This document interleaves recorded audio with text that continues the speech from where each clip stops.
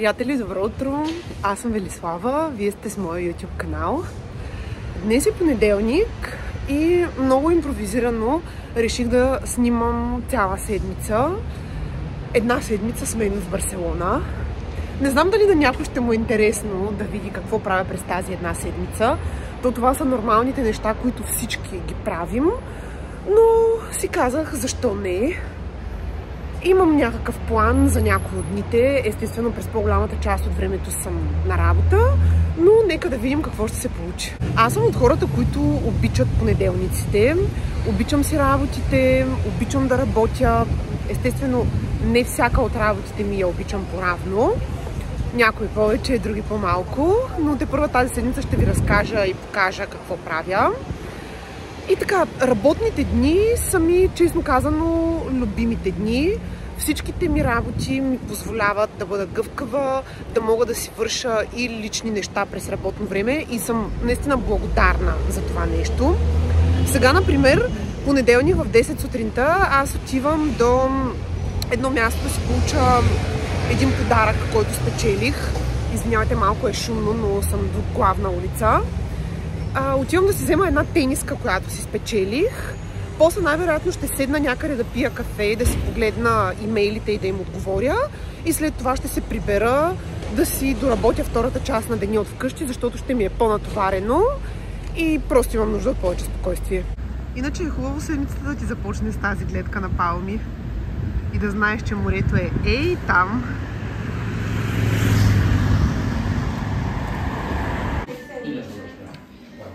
Седнах да изпия едно кафе и да посвърша малко неща. Може би ще остана час-два тук и после се прибирам.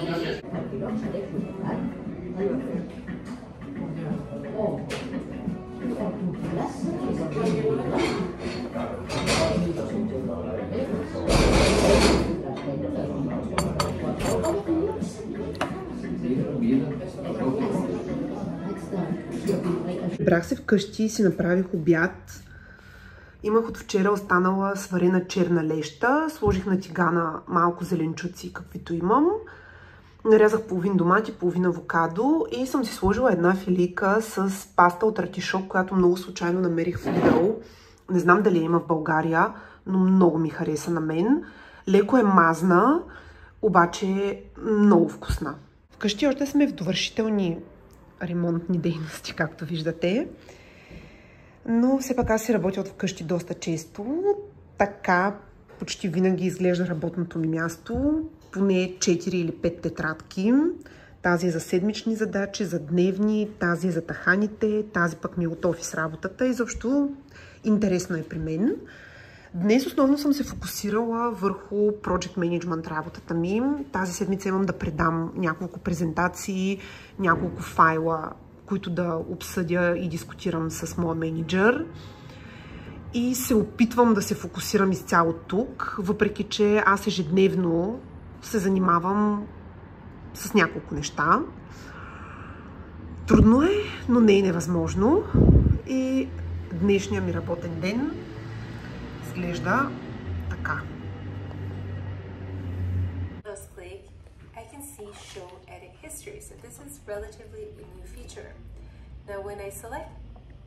Готова съм с презентацията за утре.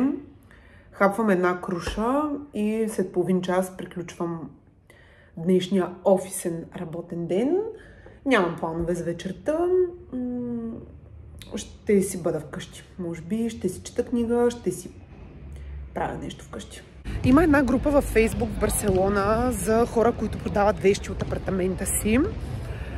И преди малко си харесах един плетен кош, който се оказа, че се продава много близо до вкъщи. Момичето ми е съседка. И буквално отивам за 10 минути до тях да го взема. Аз по принцип съм привърженик на тезата, че дори да отиваш до магазина или да изхвърлиш боклука, е добре да си приятно облечен, а не под домашни дрехи и ей така, както излизаш от чаршафите, защото никога не знаеш дали няма да срещнеш мъжа на живота си, докато отиваш да купиш хляб, примерно. Така че ако аз днес срещна мъжа на живота си, той ще ме види с домашния ми пуловер, крокса и чорапите, но какво да ви кажа? Просто Преоткрих крокса, откакто живея тук. И ако има как, с кроксове и ще спя. Да се надяваме, че ако го срещна сега, той ще разпознае вътрешната ми красота.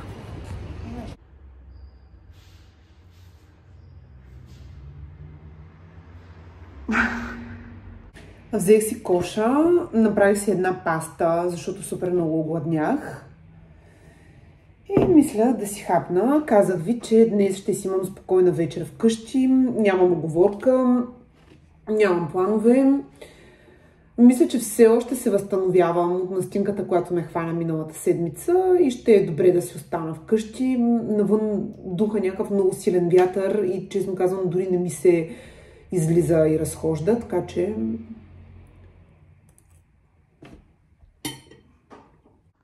Ето и как завършвам понеделник вечер. Мисля, че е добро начало на седмицата. Пускам се един сериал, който приятел ми препоръча. Казва се The White Lotus. И да видим.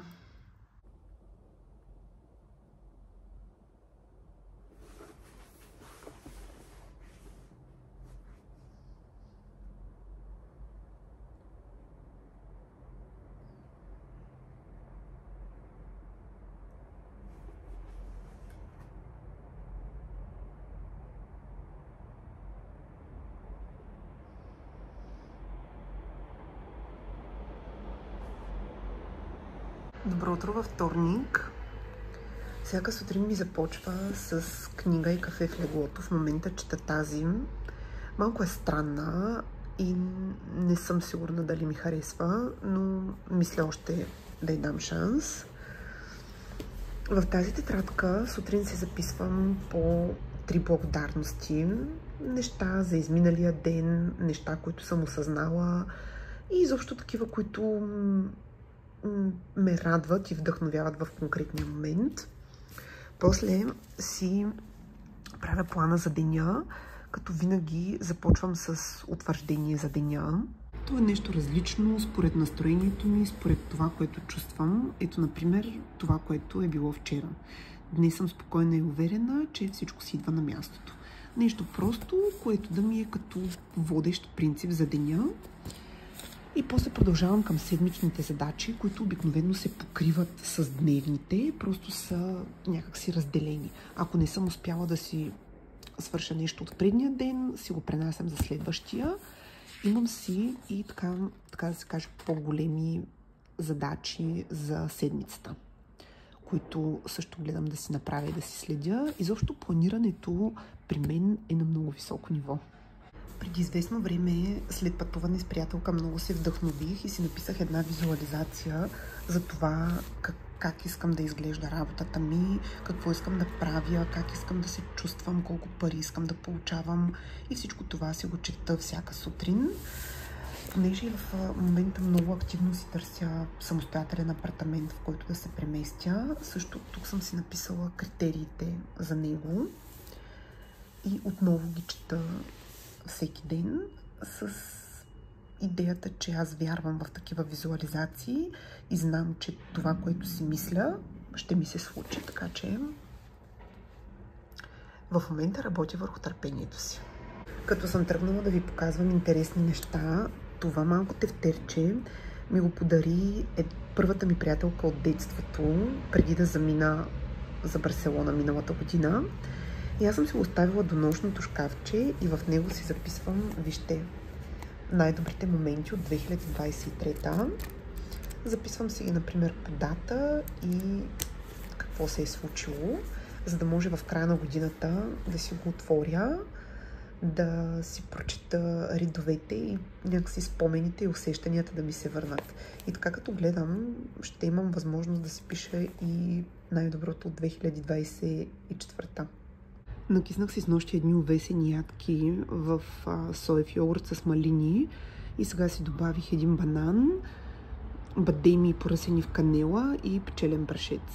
Мисля, че по-скоро днес ми се ядеше нещо солено, но ги видях в хладилника и реших това да закуся. Направих си днес малко ранен обяд, но всеки път, когато ям овесени ядки, после огладнявам бързо и си казвам, че не е добра идея, но от време на време го правя.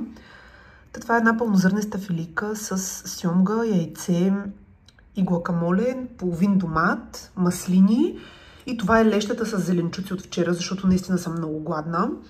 После ще си взема една лъжичка от този мед с куркума и черен пипер.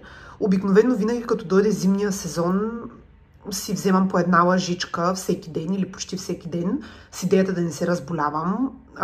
Вече настинката ме хвана миналата седмица и не знам дали ме е малко напразно, но пък може би да се консумира качествен мед никога не е напразно. Случайно намерих един базар тук в Барселона и се запознах с производителката на меда. Исках и да я подкрепя и така се озовах с това бурканче.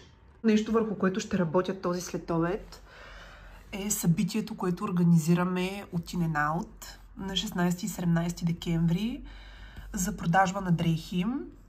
Ще участваме там и с щанд за таханите и ще е доста голямо и мащабно. Тук отстрани съм си изкарала тетрадчицата, в която си записвам какво трябва да направя. Трябва да се свържа с продаващите, подготвяме им визитки, представяне за пред хората, да координираме всички детайли и изобщо по организацията на едно събитие има винаги много неща. Ние обикновено ги правим 2, че понякога и повече месеца предварително и пак в последния момент винаги има 150 неща, които трябва да се направят, да се помислят, да се променят и така нататък. Тук ми е и служебния лаптоп. И изобщо днес така изглеждат нещата, забавата е пълна. Работният ден не е приключил още, но аз отивам на оглед. Както ви казах, от 10 апартамента успях да се добера само до един и евентуално да отида да го видя. Нямам големи надежди, но е така, за спорта го правя, както се казва. Взела съм си лаптопа в мен, взела съм си книгата, понеже не се знае после на къде ще ме отведе деня и как ще приключи. Това е потенциалният бъдещ квартал.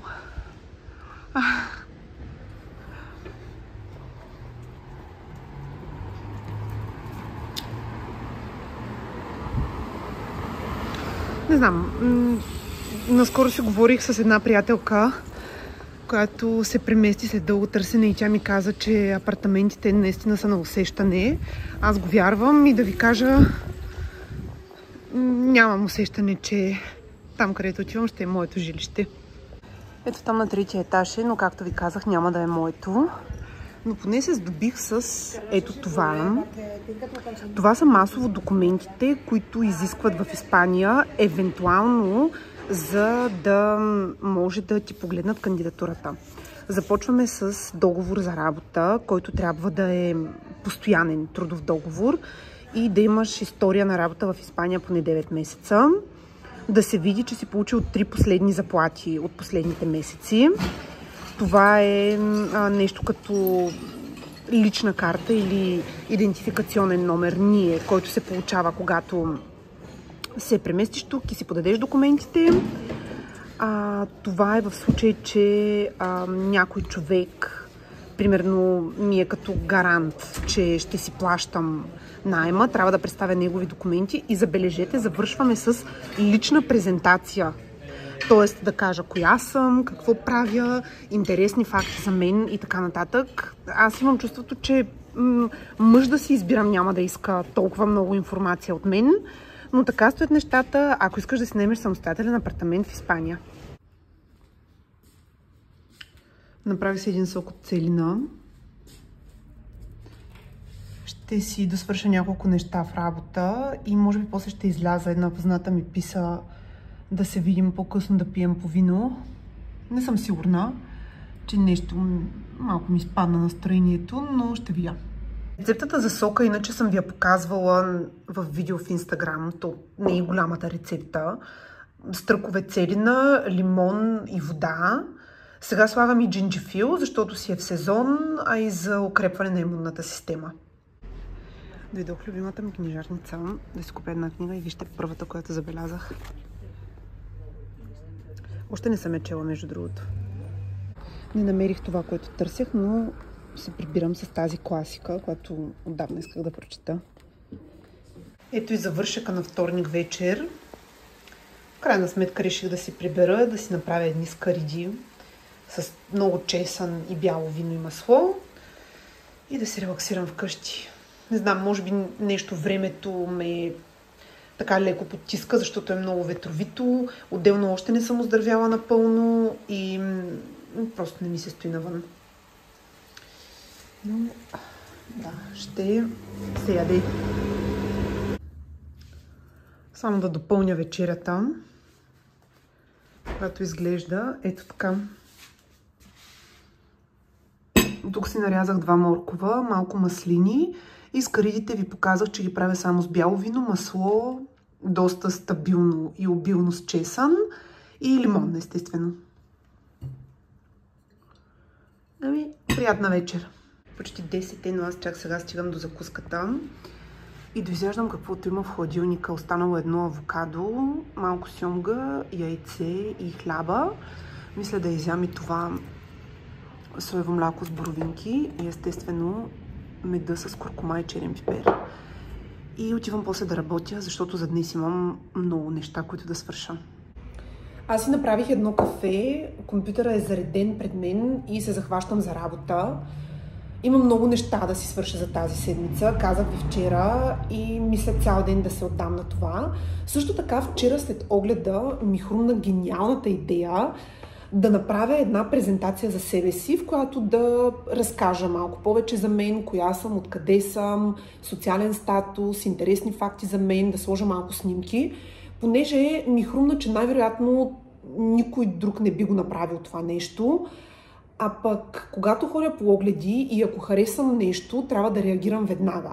И предполагам, че това ще ме отличи някакси от останалите, ако отида на място, освен парите, за което хората се интересуват, и с такъв тип представяне за мен самата, защото разбрах, че за испанците тук е много важно да разберат какъв човек ще им влезе в жилището, доколко е платежоспособен, какъв е стила му, начина на живот. То най-вероятно навсякъде е така, но тук са изключително внимателни за това нещо и те подбират много внимателно спрямо конкретния профил. Което е напълно обяснимо, пак казвам. И това мисля да е плана ми за деня, върху това смятам да се концентрирам. Винаги изкачат много непредвидени неща. Днес съм на работа и в In-N-Out, защото освен за базара, за който ви казах вчера, ние имаме и ежедневна работа във Facebook групата ни. Одобряваме постове за продажба, които са между 150 и 200 на ден и това си е абсолютно целодневна, почти денонощна работа.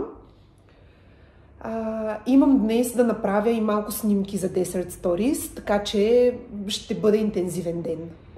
Допивам кафето и продължавам. Прекъсвам сега за малко работата на компютъра и презентациите, защото ме чака следващото нещо. Миналата седмица ми пристигна пратката с таханите от България, които си ги поръчах и за да ям, и за да мога да ги снимам. И сега ще си подготвя някакво съдържание за постове в социалните мрежи. Това ни е новия вкус, между другото. И ако не сте го опитвали, мисля, че много губите от живота. Ще ви оставя линк към онлайн магазина в края на видеото. Това си е доста любим вкус сред клиентите ни. И това е личен мой фаворит. Нямам от всички, но като цяло имам от най-любимите си, така да го кажем. Имам и един орехов в шкафа, обаче той леко се беше отворил и целият етикет е омазнен, затова него няма да го снимам. Но сега ме чака половин-един час креативна дейност. Снимах, ама то трябва и да се яде. Между другото, тук нямам никакви атрибути за снимане. И единственото нещо, което ми хрумна, беше тази чергичка. Баба на времето имаше такава в апартамента си. И аз много я харесвах. И може би този тренд се завърна. Искам само още веднъж да подчертая, че това са едни от най-хубавите тахани, които може да намерите на пазара. и честно ви казвам, много пропускате, ако до сега не сте ги опитвали и не сте си поръчвали. Тези вкусове, които са с шоколадите, са, да кажем, малко по-премиум. Може би не е за всеки ден, но специално лешниковия, този от кашу, имаме орехов, от шамфастък, от фастък. Те стават за ежедневна консумация, нямат никаква захар, защото се правят само единствено от ядки. В тези тахани с шоколадите има някакъв малък процент захар, но в крайна сметка не ги ядем всеки ден и аз специално съм окей с такова нещо. Идеални са за сутрешни палачинки, за овесени ядки, за каквото обичате. Дори просто да си отворите буркана, както аз смятам сега да направя с ето този. За обяд си направих малко сотирани гъби. Това е гуакамоле и пюре от моркови. Може би от светлината не се вижда достатъчно добре, но е много вкусно. Сварявам морковите в вода с сол и мащерка и слагам после масло и още мащерка.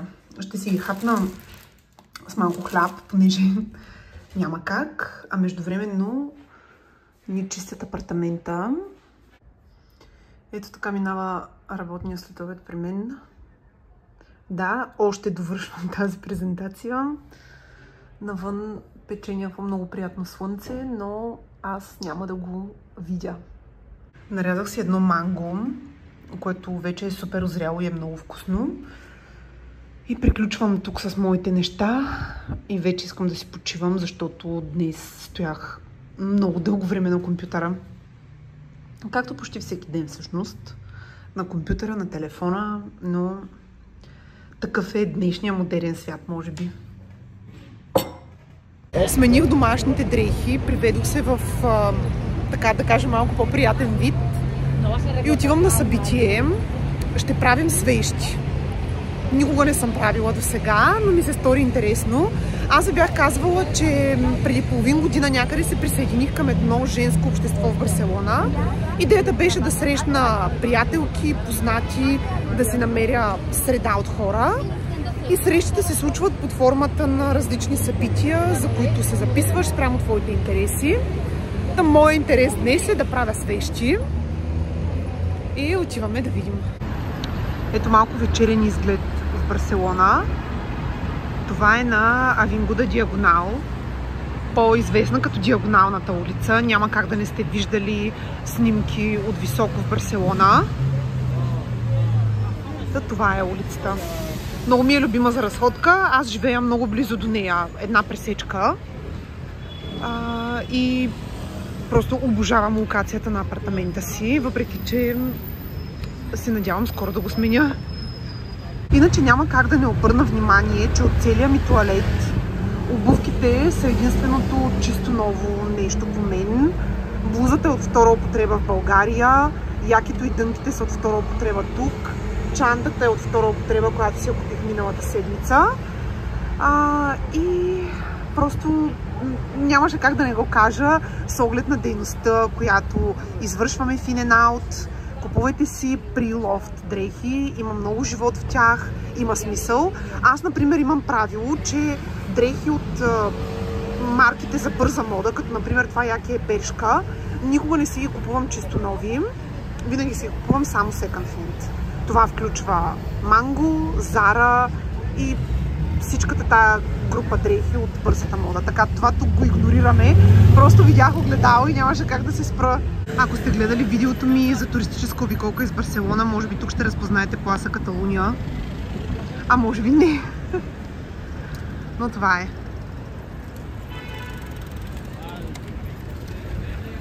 Някъде в средата на септември си поставих предизвикателство до края на годината всеки ден да прекарвам поне 30 минути в някакъв спорт или движение, понеже буквално от септември, то не е много похвално до сега, почти не ми е оставало време да спортувам и като някакъв минимум гледам поне по 30-40 минути на ден да ходя пеша, което знам, че не е много, но е по-добре от нищо. И в една тетрадка съм си направила графа по дни и месеци. Искам да ви кажа, че от 16 септември до днес, 8 ноември, имам един пропуснат ден И то е деня, в който вдигнах много висока температура, почти 40 градуса. Цял ден спах и лежах и бях на лекар и просто физически нямаше как да вървя. Но съм горда от себе си и от това, че си спазвам обещанието към мен самата и че съм дисциплинирана. Ето това е мястото, иначе, на което ще правим свещи. Изглежда интересно място с история. И мисля, че това е нашата маса.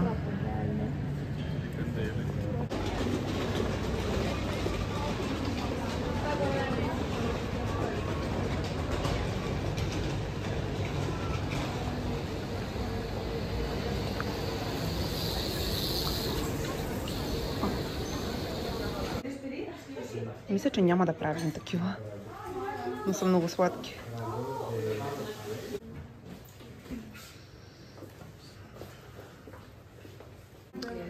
Поставихме основите.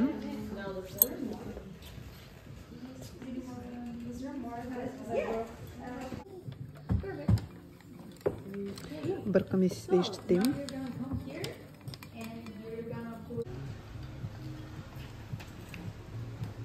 Това се оказва доста интересно преживяване.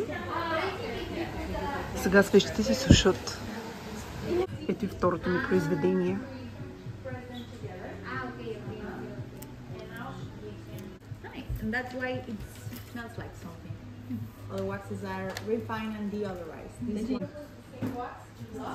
Всъщност това беше супер забавна вечер. Беше ми много приятно. Класа приключва с 3 свещи. 1, 2 и 3.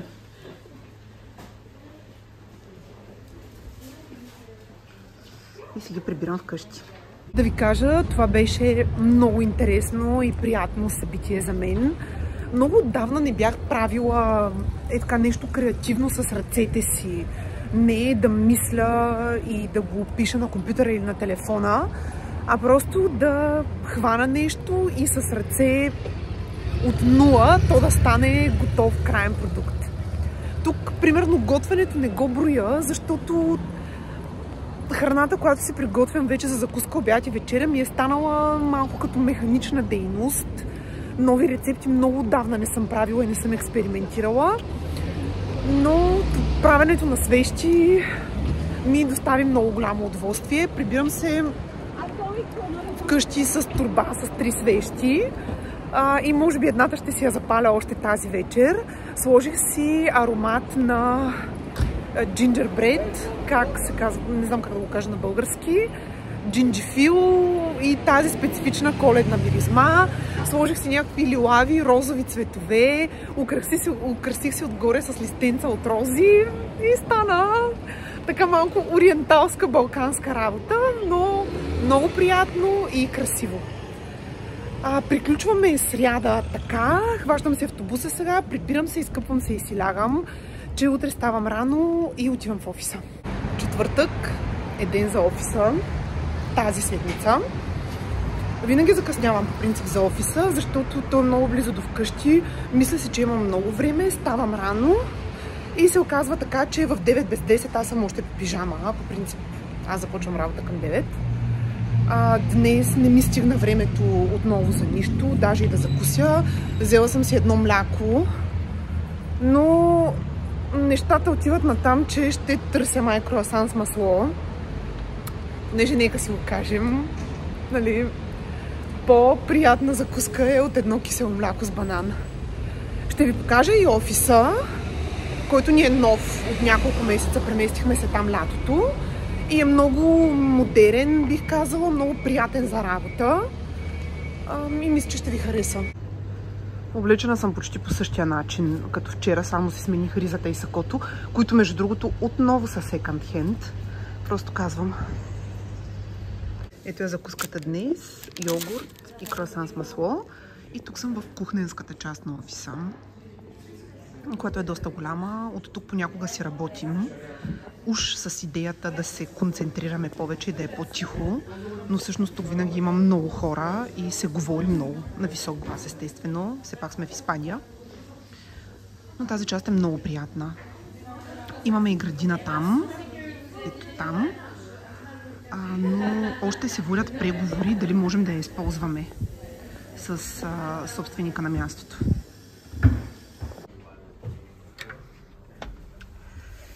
Аз се затварям стаичката за работа, защото да ви кажа, в офиса е супер шумно. Всеки говори, всеки е в някакви разговори и просто аз не мога да си чуя мислите, камо ли да свърша нещо продуктивно. И затова си заставам тук на бюрото права и ще поработя половин-един час. Отивам да си купя обяд, но нали ви казах, че мисля да си правя презентация, която да показвам на евентуалните бъдещи наемодатели. Та ето започнах я. Сега тук ще си направя малко професионално представяне. Тук лично ще сложа малко снимки и накрая ще кажа няколко интересни факта за мен, които може би биха ги заинтересували. Не знам, може и да съм луда, но си мисля, че това би ми помогнало. Нали съм ви казвала, че в Испания има такова меню del día, в което може да си избереш първо, второ или първо, второ и трето за определена сума. И ето каква е сделката днес за 8,50. Като първо си взех паста. Тук първото може да е паста, месо, супа, салата, каквото искаш. И за второ си взех някаква риба. Нямам представа каква е. Аз имам проблем с някои храни на испански, още не съм научила. Особено различните видове риба, различните видове зеленчуци. И така обичам да се изненадвам, което ми изглежда на външен вид приятно. Взимам него. И сега ще видим каква риба съм избрала. Да ви кажа, малко се престарах с презентацията, но това съм си аз. Надявам се да ми донесе късмет и да изобщо да ми послужи за нещо. Минах през къщи да си оставя раницата с лаптопа и сега съм в центъра да се видя за по вино с моята позната, с която преди няколко дни трябваше да се видим, но не ми се получи срещата. Днес ми беше много хубав и продуктивен ден в офиса. Свърших много неща, и работни, и лични, които отлагах от няколко дни, да не кажа и от миналата седмица. И чувствам една такава удовлетвореност в себе си. Да спирам телефона, мисля да се насладя на вечерта и да се почина. Пием си винце и ни е доста приятно. Честит петък! Да ви покажа само отново свеща от онази вечер. Вече е придобила чудесен вид и мирише прекрасно. И започвам днешния си ден с това утвърждение. Хващате ме в, може би, леко хлебен период, защото почти всеки ден ям някакъв сандвич за закуска, но така е, като живееш сам, купуваш си един хляб и трябва да го ядеш цяла седмица, защото иначе няма как. Направих си 2 сандвича на тиган, т.е. това е една филийка, но я разделих на 2, с малко моцарела, черен пипер и авокадо. Бързам да ги хапна и сядам на компютъра, защото днес имам важна среща с счетоводителката ни. Да дискутираме доста неща покрай in-and-out. После имам лична среща, после ще ходя на оглед. Междувременно съм и на работа и ще бъде дълъг ден. Така. Приключихме разговора с счетоводството. Предстоят ни доста промени и доста работа. Сега отивам до моя приятелка българка, която се прибра от София миналата седмица и ми е донесла няколко неща, които моя приятелка изпрати по нея. Дрехи, чанти, обувки, такива неща. Отивам да си ги взема. Ще пием кафе. Междувременно съм и с лаптопа, въпреки че днес петъчно. Планирам малко по-лежерен и спокоен ден, но да видим. Кафето при моята приятелка прерасна в работни дискусии, после обяд и сега си тръгвам от поредния неуспешен оглед. Но да кажем, че няма да го броим като неуспех, а като опит. Апартамента беше не лош, но квартала не ми харесва и не бих се преместила да живея тук. Някакси се изморих. Не съм правила кой знае какво през деня, но физически се изморих и се прибирам да си довърша нещо на компютъра и да си почивам днес. Категорично мисля да не правя друго. Развълнувах се за нещо и ви показвам. Нали знаете, че имаме дамска група за дрехи, чанти и обувки. Поръчах сега тази чанта от България, която много си харесах. Една приятелка ми я взе, друга пък ми я докара в Барселона, заедно с ето тази рокля, която също си поръчах от групата ни. И изобщо бизнесът става интернационален. Жалко само, че не знам дали скоро ще имам повод да я облека, защото е лятна, но първо щях да си стоя вкъщи, но в хладилника имам една чушка и половина авокадо и от това няма как да си направя вкусна вечеря. Затова идвам за седмичен пазар в Lidl. Ето пазара за 46 евро. Купих доста неща. Плодове и зеленчуци. Имам и някои останали, разбира се. Купих шоколади за България, понеже трябва да донеса за доста приятели, роднини и така нататък. И лека по лека започвам с покупките. Това е. Нещо се вдъхнових да си правя ориз с панак. Аз по принцип не обичам, но не знам защо. Много ми се дояде. Реших да сложа и гъби и да видим какво ще се получи от експеримента. Но ето как изглежда една неинфлуенсърска кухня по време на готвене.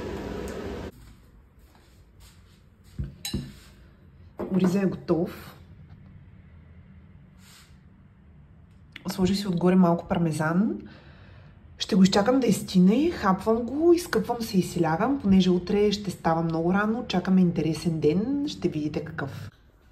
Станала съм рано и сега ще ви покажа и кажа защо. Само да си изпия кафето.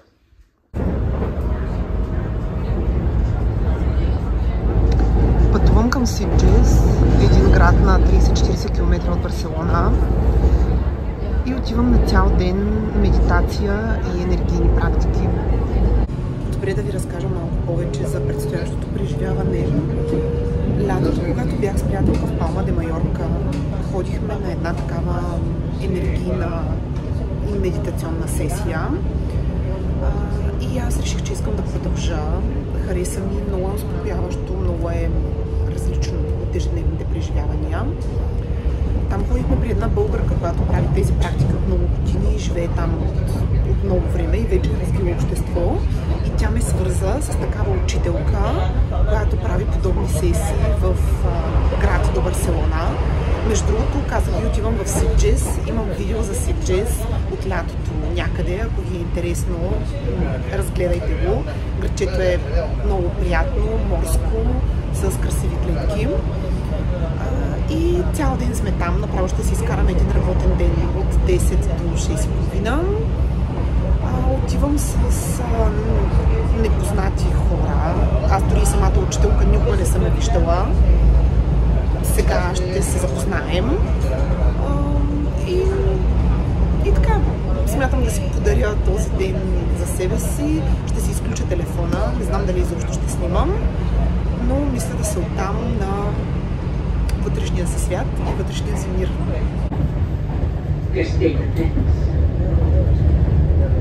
Точно сега реши да мине другия влак. Само да кажа отново за книгата, че ме спечелва все повече и повече. Темата е много деликатна. Разказва се за хомосексуалист през 70-те и 80-те години в Ирландия. И е много дълбока и смислена, бих казала. Става ми все по-интересна. Имам още до края, но направо не искам да я оставям. И си закусвам с гледка. Аз пристигнах супер бързо. Сега имаме уговорка мъжа на учителката да ни вземе от гарата в Ситджес. Така че просто ще чакам някакъв човек, който не знам как изглежда, но знам как се казва. Така изглежда местенцето ни за днес.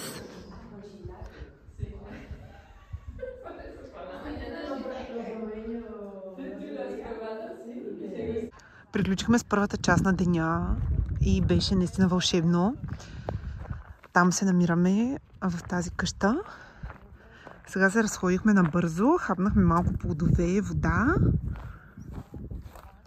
И ще се връщаме за втората част. Правим освен медитация, енергийна и музикална практика. И е много интересно.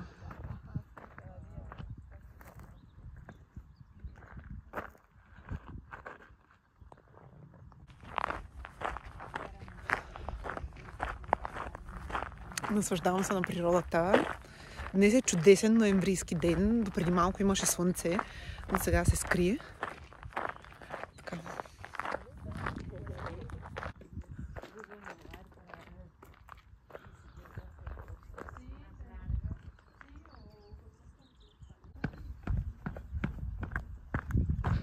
Има и басейн иначе, който ние няма да може да използваме, но е много хубаво.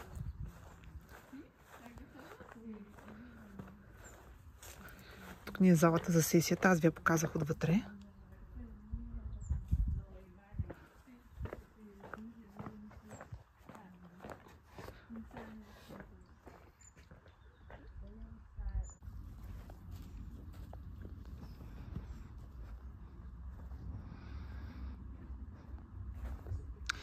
Това е басейна и даже и слънцето се показа, но ние влизаме за втората част.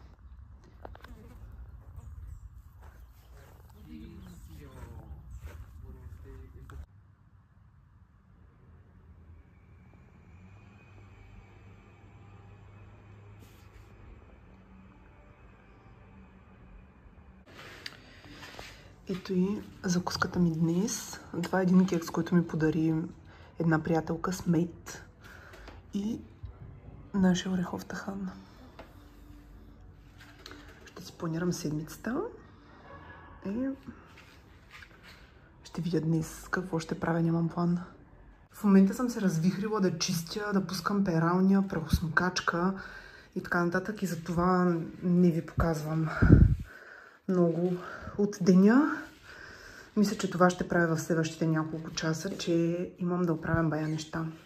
Малко съм обсебена на тема чорапи и обичам да си купувам по доста чифтове, така че сега се заемам да подредя ето това пространство тук за чорапите и бельото, понеже ми стана много неорганизирано, много препълнено и искам да се освободя от някои чорапи, които вече не харесвам или не нося. Пропуснах да кажа, че всичко това се случва на фона на още едно кафенце. Голяма част от този влог минава в ядене. Ето го и поредното обяда в неделя. Направих си пълнозърнеста паста с чири, домати, пармезан и това са останалите гъби и спанак на тиган. Мисля сега да си пусна един подкаст, да гледам и слушам, докато я изям. И после най-вероятно ще изляза навън, че има слънце, времето е хубаво и си заслужава да прекарам малко време, събирайки витамин D. Казах ви, че днес съм без план. Затова излязох на една разходка, докато още има слънце. Взех си едно матча лате и просто си вървя без посока. Но да се порадвам малко на времето и да не си стоя цял ден вкъщи. Много обичам Барселона в неделя, защото определено се усеща как тук темпото е поспряло. Почти няма трафик, почти няма хора по улиците, всичко е затворено. Баровете в същото време са пълни и кафетата. И просто се усеща как хората наистина си дават този един ден за активна почивка на себе си. Защото колкото и тук да е сиеста и лежерно, от понеделник до петък си е стресово, трафик, бързане, усеща се това нещо. Събота така вече има една тишина и забавене и неделя минах през разни магазини, купих си разни неща, но една хубава разходка за мен винаги завършва край морето.